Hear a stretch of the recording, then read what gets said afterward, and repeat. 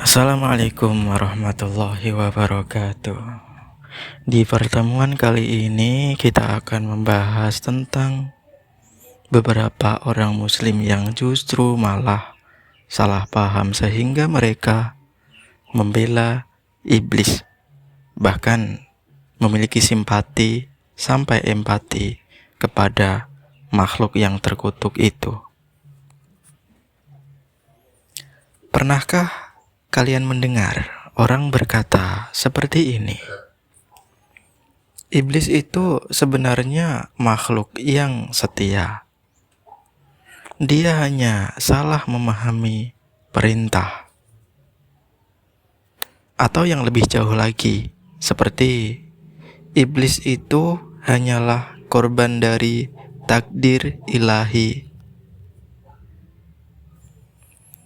Kalimat-kalimat ini sering terdengar lembut, terkesan dalam, bahkan dibungkus dengan bahasa tasawuf. Padahal disitulah letak salah pahamnya.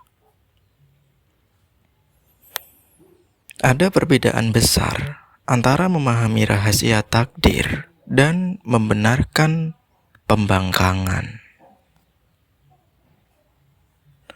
Tasawuf sejati tidak pernah mengajarkan untuk mengasihani iblis.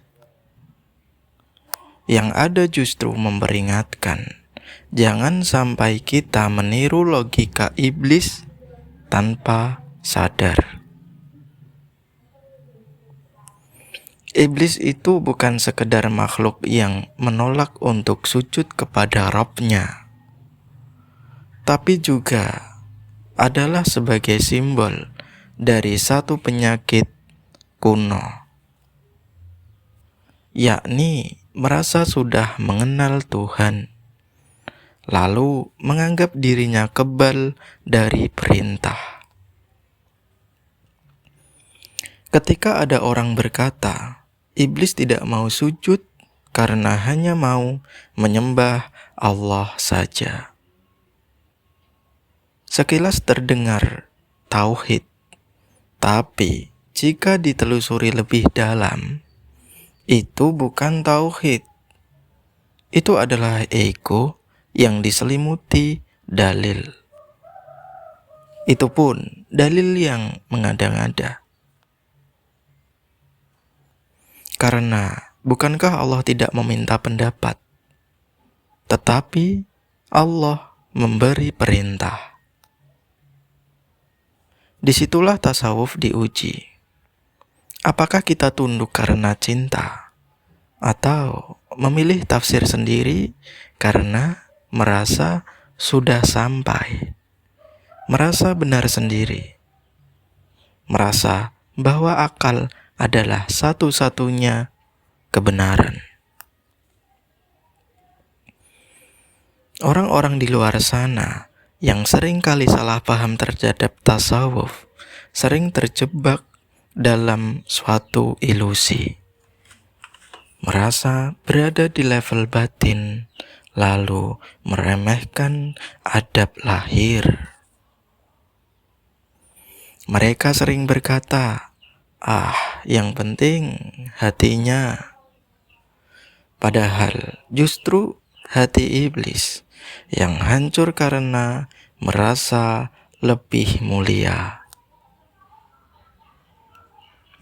Mengasihani iblis seakan-akan ia korban takdir adalah bentuk empati yang salah arah.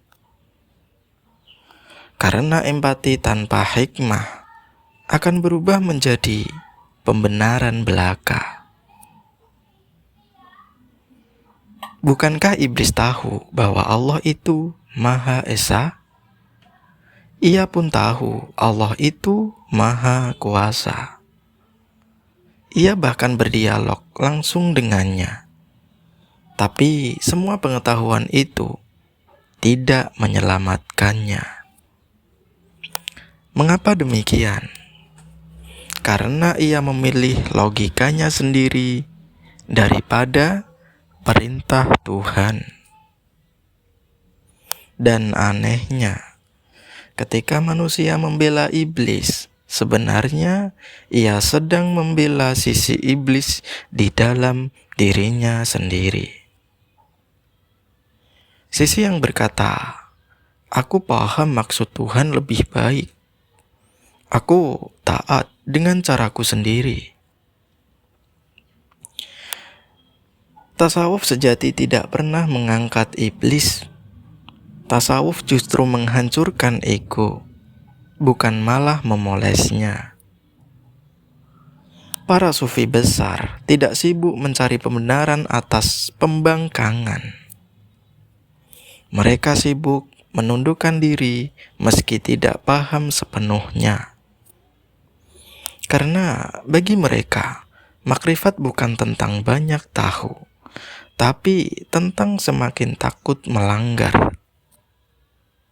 Jika tasawuf membuat seseorang merasa lebih suci dari syariat, lebih bijak dari perintah, maka itu bukan tasawuf. Itu hanyalah kesombongan spiritual. Iblis jatuh bukan karena kurang ibadah, tapi karena merasa ibadahnya memberinya hak untuk menolak. Dan disitulah bahaya terbesar. Ketika seseorang mulai merasa dirinya terlalu dalam untuk sekedar taat, maka jangan heran jika para ulama sufi sejati selalu menekankan adab. Karena tanpa adab, kedalaman hanya akan menenggelamkan.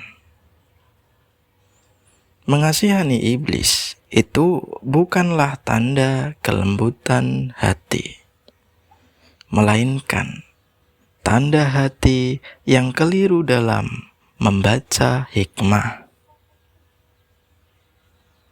Bukankah rahmat Allah itu luas, tetapi tidak pernah membenarkan kesombongan?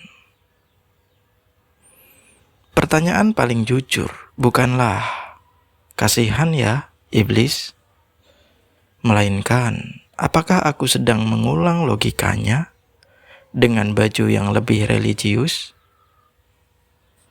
Tasawuf itu bukan sekedar jalan untuk merasa istimewa. Tasawuf adalah jalan untuk merasa kecil, dan disitulah keselamatan dimulai dengan kerendahan hati, bukan dengan kesombongan.